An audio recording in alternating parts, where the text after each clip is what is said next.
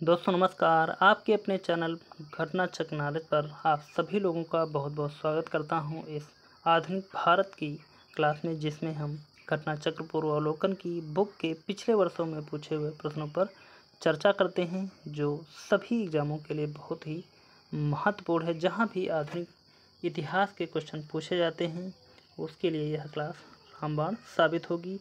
तो आज का टॉपिक है हमारा आधुनिक भारत में शिक्षा का विकास।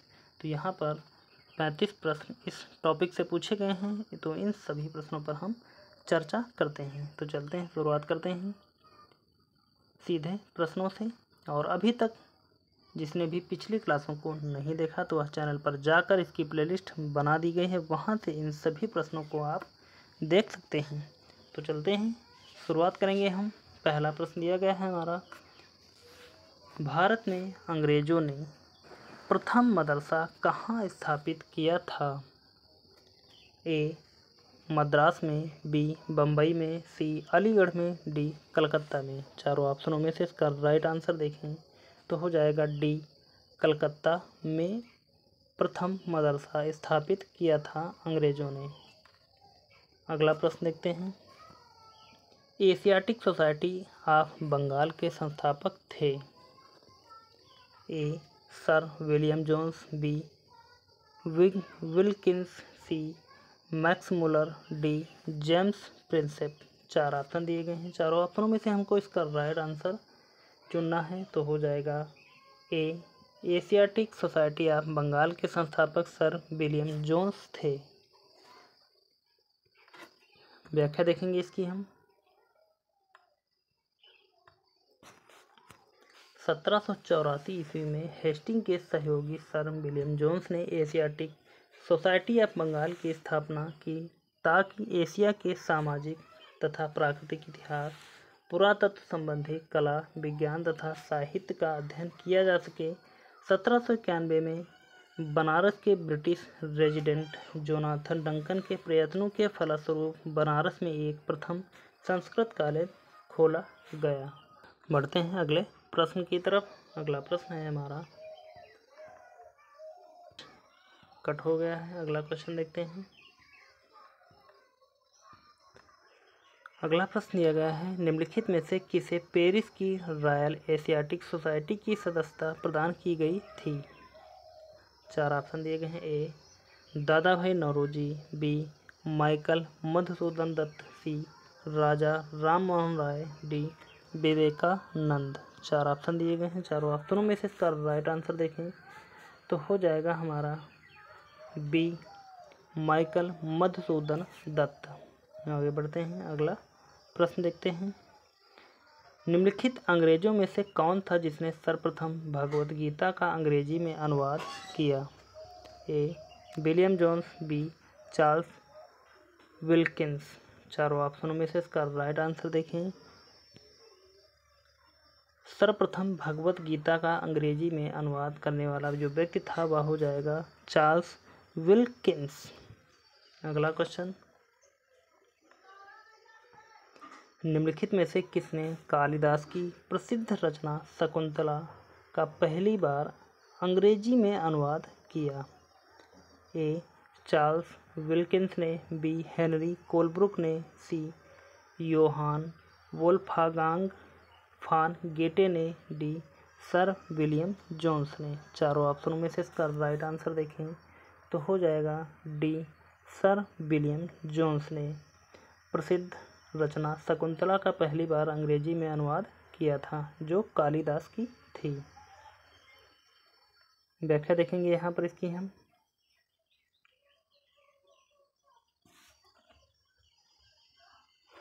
दिया गया, sir William Jones Warren Hastings के समय कलकत्ता उच्चतम न्यायालय के न्यायाधीश नियुक्त हुए। इनकी प्रेरणा पर 1784 ईस्वी में एशियाटिक सोसाइटी की स्थापना हुई एवं स्वयं इसके सभापति नियुक्त हुए। इस संस्था ने एशियाटिक रिसर्चेज नामक पत्रिका के माध्यम से भारत के अतीत को प्रकाश में लाने का कार्य किया। इसी क्रम में इन्होंने 1789 ईस्वी में कालिदास रचित अभिज्ञान शकुंतलम का अंग्रेजी में अनुवाद किया एवं इसके 5 संस्करण प्रकाशित किए। आगे बढ़ते हैं अगले प्रश्न की तरफ। अगला प्रश्न है, स्वतंत्रता पूर्व अवधि में ब्रिटिश सरकार द्वारा भारत में आधुनिक शिक्षा के प्रसार का मुख्य उद्देश्य था। ए, छोटे प्रशासनिक पदों पर नियुक्त हेतु शिक्षा भारतीयों की आवश्यकता। बी, भारतीय संस्कृति को प्रोत्साहित करना। सी, भारतीय लोगों को आधुनिक बनाना जिससे वे राजनैतिक जिम्मेदारी में भाग ले सकें। डी, उपर्युक्त में से कोई नहीं। चारों ऑप्शनों में से इसका राइट आंसर देखें तो हो जाएगा ए, छोटे प्रशासनिक पदों पर नियुक्त हेतु शिक्षित भारतीयों की आवश्यकता। इसलिए अवध में स्वतंत्रता पूर्व अवधि में ब्रिटिश सरकार द्वारा भारत में आधुनिक शिक्षा के प्रसार का मुख्य उद्देश्य था।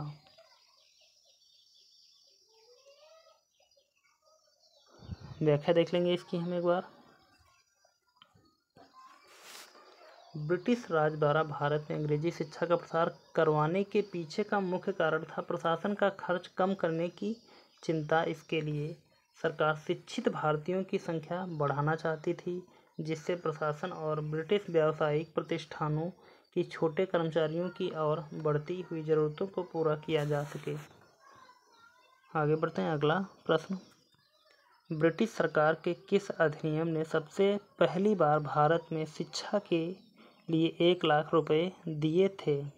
ए, वुड्स का डिस्पैच 1854। बी, चार्टर अधिनियम 1813। सी, चार्टर अधिनियम 1853। डी, भारतीय परिषद अधिनियम 1892। चारों ऑप्शनों में से इसका राइट आंसर देखें तो हो जाएगा हमारा बी, चार्टर अधिनियम 1813। आगे बढ़ते हैं अगला प्रश्न देखते हैं। अगला प्रश्न है हमारा, वुड डिस्पैच के बारे में निम्नलिखित में से कौन से कथन सत्य हैं। ए, सहायता अनुदान व्यवस्था यानी कि ग्रांट्स इन एड शुरू की गई, तो बिल्कुल राइट हो जाएगा, शुरू की गई थी। नंबर 2, विश्वविद्यालयों की स्थापना की सिफारिश की गई, तो यह भी बिल्कुल सही है। अगला देखते हैं, शिक्षा के सभी स्तरों पर शिक्षण के माध्यम के रूप में अंग्रेजी की सिफारिश की गई, तो यह गलत है। सभी रूपों में या सभी स्तरों पर शिक्षण माध्यम के अंग्रेजी में सिफारिश की गई, यह गलत हो जाएगा। तो इस प्रकार पहला और दूसरा सही है और पहला दूसरा मिल जाएंगे हमको ए वाले ऑप्शन में। आगे बढ़ते हैं अगला प्रश्न देखते हैं। दिया गया है, चार्ल्स वुड का आदेश पत्र निम्नलिखित में से किससे संबंधित था। ए, शिक्षा। बी, व्यापार। सी, प्रशासनिक सुधार। डी, सैन्य सुधार। चारों ऑप्शनों में से इसका राइट आंसर देखें तो हो जाएगा हमारा ए, शिक्षा से संबंधित था। व्याख्या देख लेंगे हम एक बार। वुड घोषणा पत्र बोर्ड ऑफ कंट्रोल के अध्यक्ष चार्ल्स वुड द्वारा 19 जुलाई 1854 को जारी किया गया था। इस घोषणा पत्र में भारतीय शिक्षा पर एक व्यापक योजना प्रस्तुत की गई थी, जिसे वुड का डिस्पैच कहा गया। 100 अनुच्छेदों वाला इस प्रस्ताव में शिक्षा के उद्देश्य, माध्यम, सुधारों आदि विचार किया गया। इस घोषणा पत्र को भारत में अंग्रेजी शिक्षा का मैग्ना कार्टा भी कहा जाता है। प्रस्ताव में सरकार ने पाश्चात्य शिक्षा के प्रसार को अपना उद्देश्य बनाया। उच्च शिक्षा को अंग्रेजी भाषा के माध्यम से दिए जाने पर बल दिया गया, परंतु साथ ही देसी भाषा के विकास को भी महत्व दिया गया। इसके अनुसार लंदन विश्वविद्यालय के आधार पर कलकत्ता, बम्बई एवं मद्रास में एक एक विश्वविद्यालय की स्थापना की गई थी। आगे बढ़ते हैं अगला प्रश्न देखते हैं। हंटर कमीशन की रिपोर्ट में विकास पर विशेष जोर दिया गया। ए, बालिकाओं की शिक्षा को। बी, उच्च शिक्षा को। सी, प्राथमिक शिक्षा को। डी, तकनीकी शिक्षा को। चारों ऑप्शनों में से इसका राइट आंसर देखें तो हो जाएगा हमारा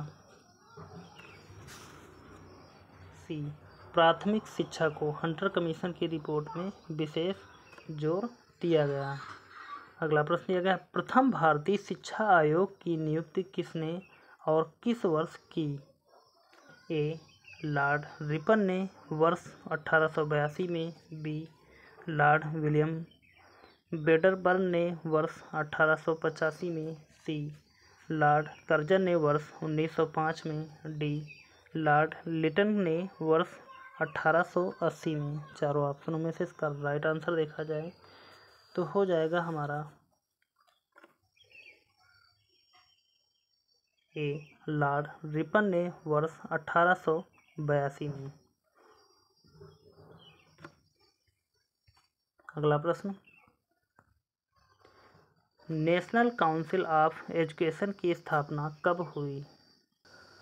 प्रश्न है, नेशनल काउंसिल ऑफ एजुकेशन की स्थापना कब हुई थी? तो चारों ऑप्शनों में से देखते हैं। ए. 15 अगस्त 1903। बी. 15 अगस्त 1904। सी.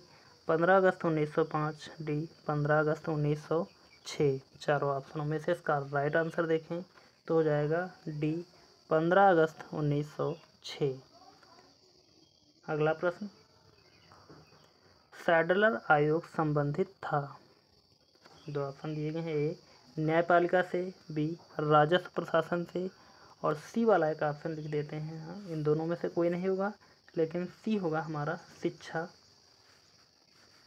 तो इसका राइट आंसर भी हमारा सी वाला ही हो जाएगा। सैडलर आयोग संबंधित था शिक्षा से। अगला प्रश्न देखते हैं, शिक्षा में सुधार हेतु ब्रिटिश सरकार ने सैडलर विश्वविद्यालय कब नियुक्त किया? ए. 1919 में। बी. 1917। सी. 1921। डी. 1896। चारों ऑप्शनों में से इसका राइट आंसर देखें तो हो जाएगा हमारा बी. 1917 में। आगे बढ़ते हैं, अगला प्रश्न देखते हैं। प्रश्न है, 1902 ईस्वी में लॉर्ड कर्जन ने 2 भारतीय सदस्यों को सम्मिलित करते हुए एक विश्वविद्यालय आयोग गठित किया। वे कौन थे? ए. बाल गंगाधर तिलक और सुरेंद्र नाथ बनर्जी। बी. गोपाल कृष्ण गोखले और रास बिहारी बोस। सी. सैयद हुसैन बिलग्रामी और सुरेंद्र नाथ बनर्जी।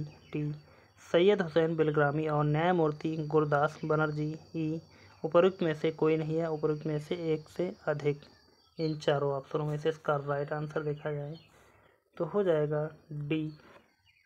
सैयद हुसैन बिलग्रामी। आगे बढ़ते हैं, अगला प्रश्न देखते हैं। लॉर्ड मैकाले संबंधित था। ए. सेना के सुधारों से। बी. सती प्रथा की समाप्ति से। सी. अंग्रेजी शिक्षा से। डी. स्थायी बंदोबस्त से। चारों ऑप्शनों में से इसका राइट आंसर देखा जाए तो हो जाएगा हमारा सी. अंग्रेजी शिक्षा से।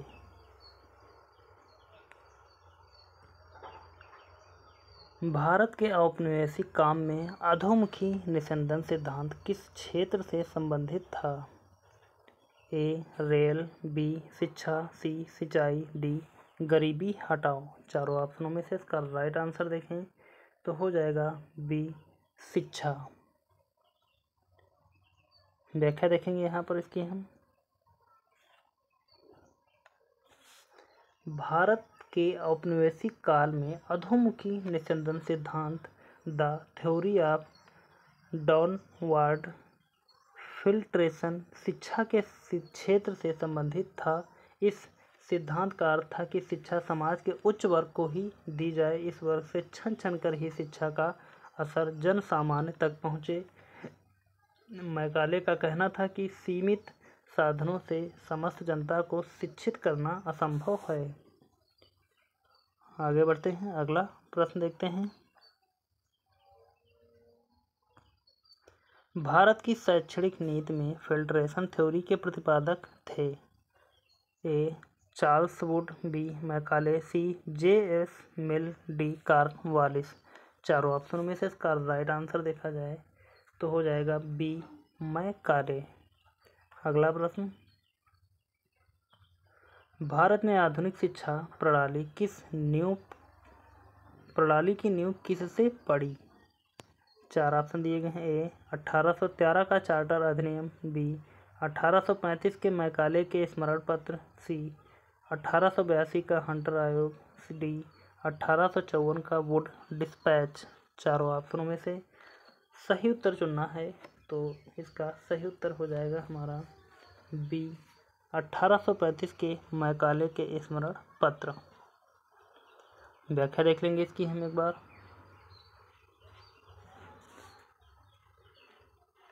दिया गया भारत में आधुनिक शिक्षा प्रणाली की नींव 1835 के स्मरण पत्र से पड़ी। मैकाले ने भारतीय रीति रिवाजों के लिए अपना तिरस्कार इन शब्दों में व्यक्त किया, यूरोप के एक अच्छे पुस्तकालय की एक अलमारी का एक कक्ष भारत और अरब के समस्त साहित्य से अधिक मूल्यवान है। लॉर्ड विलियम बेंटिक के काल में 7 मार्च 1835 के प्रस्ताव द्वारा मैकाले का दृष्टिकोण अपना लिया गया।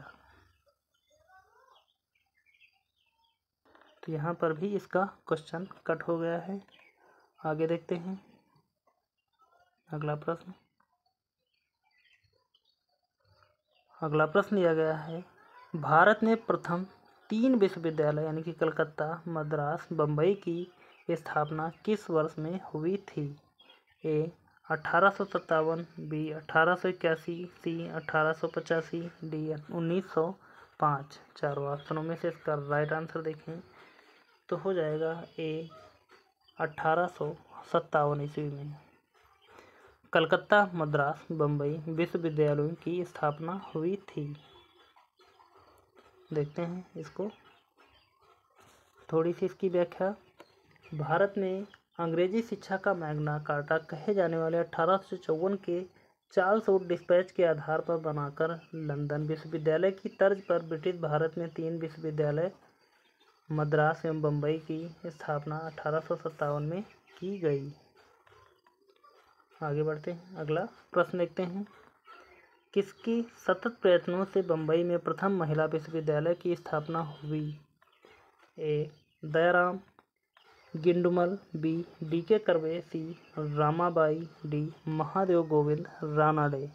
चारों ऑप्शनों में से इसका राइट आंसर हो जाएगा बी डी.के. कर्वे। देखते हैं इसकी थोड़ी सी व्याख्या को।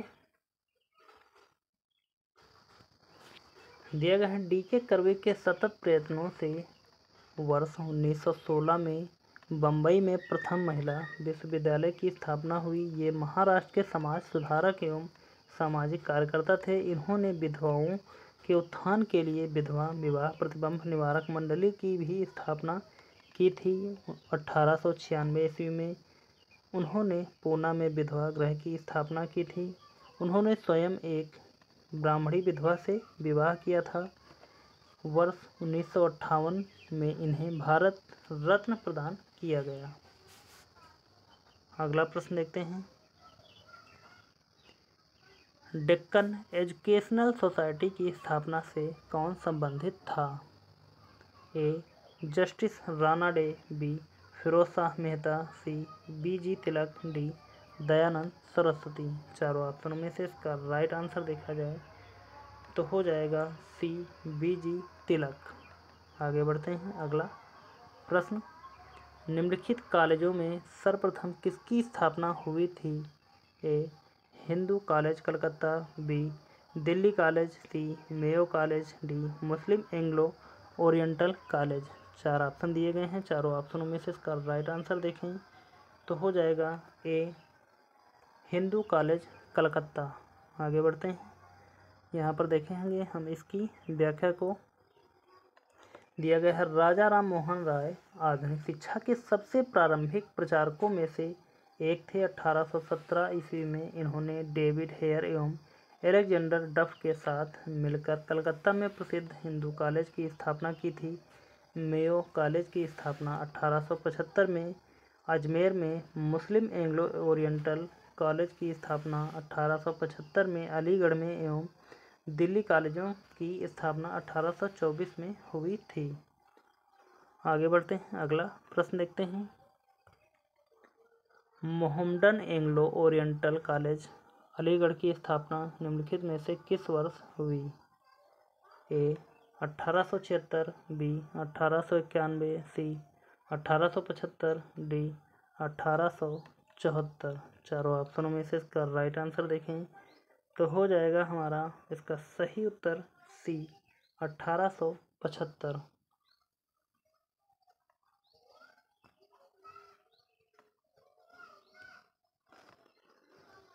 अगला प्रश्न दिया गया है, डेविड हेयर और अलेक्जेंडर डफ के साथ मिलकर निम्नलिखित में से किसने कलकत्ता में हिंदू कॉलेज की स्थापना की? A Henry Louis Vivian Derozio, B Ishwarchand Vidyasagar, C Keshav Chandra Sen, D Raja Ram Mohan Roy. चारों ऑप्शनों में से इसका राइट आंसर यहाँ पर देखा जाए तो हो जाएगा हमारा डी राजा राम मोहन राय। आगे बढ़ते हैं, अगला प्रश्न देखते हैं। अगला प्रश्न दिया गया है, भारत में औपनिवेशिक शासन के दौरान शैक्षणिक संस्थाओं के संदर्भ में निम्नलिखित युग्मों पर विचार कीजिए। एक तरफ संस्थान है और दूसरी तरफ उनके संस्थापक। दिया गया है, युग्मों का सही सुमेलन इस प्रकार है। नंबर 1 बनारस का Sanskrit college Jonathan Duncan 1791। Number 2 Calcutta मदरसा Warren Hastings 1780। Number 3 Fort William college Lord Richard Colley या वेलेजली 1800 ईस्वी। अतः विकल्प बी सही उत्तर है। तो यहाँ पर आप देख सकते हैं जैसा कि हमने बताया कि बनारस का संस्कृत विद्यालय जोन्स नहीं है, पहला कट गया। कलकत्ता मदरसा वारेन हेस्टिंग सही है और तीसरा वाला भी गलत है, तो बी वाला यहाँ पर राइट आंसर है। आगे बढ़ते हैं अगले प्रश्न की तरफ। अगला प्रश्न दिया गया है, वेलेजली ने कलकत्ता में फोर्ट विलियम कॉलेज की स्थापना किस लिए की थी?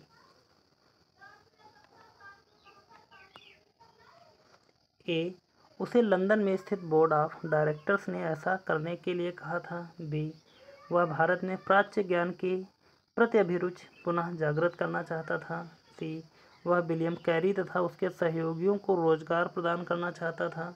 डी वह ब्रिटिश नागरिकों को भारत में प्रशासन हेतु प्रशिक्षित करना चाहता था। चारों ऑप्शनों में से इसका राइट आंसर देखें तो हो जाएगा हमारा डी वह ब्रिटिश नागरिकों को भारत में प्रशासन हेतु प्रशिक्षित करना चाहता था। अगला प्रश्न,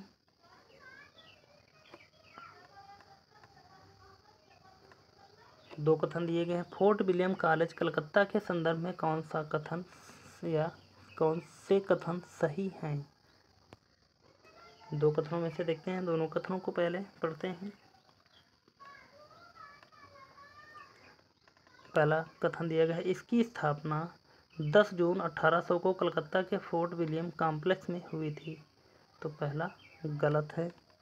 दूसरा देखते हैं, नंबर 2 इसकी स्थापना का मुख्य उद्देश्य ब्रिटिश अधिकारियों को भारतीय भाषाओं की शिक्षा देना है, तो बी नंबर 2 वाला बिल्कुल सही है। इस प्रकार बी वाला राइट आंसर हो जाएगा।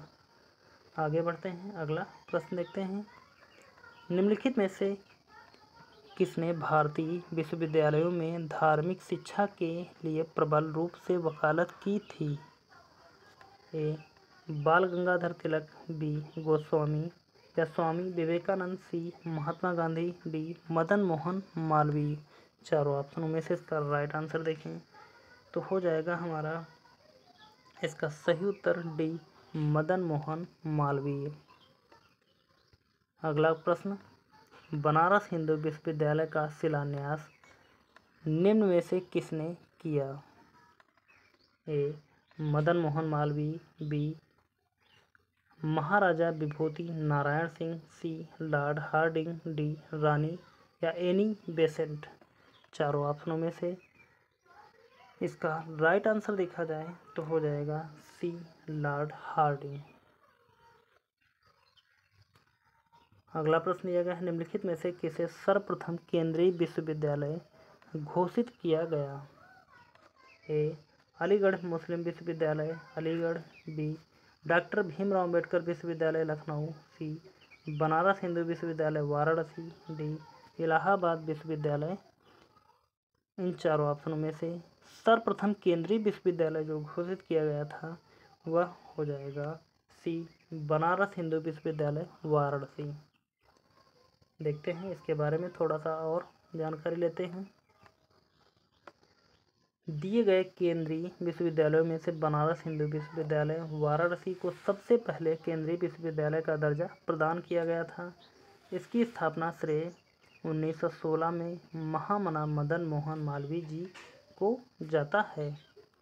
तो यहाँ पर आज के 35 प्रश्न जो शिक्षा से संबंधित पूछे गए थे घटना चक्र पूर्वावलोकन की बुक में, उन सभी प्रश्नों पर हमने यहाँ पर चर्चा की है। उम्मीद करता हूँ कि आप सभी लोगों ने शुरू से लेकर अंत तक इस क्लास को देखा होगा और यह क्लास आपको कैसी लगी है आप हमें कमेंट में कमेंट करके ज़रूर बताएं।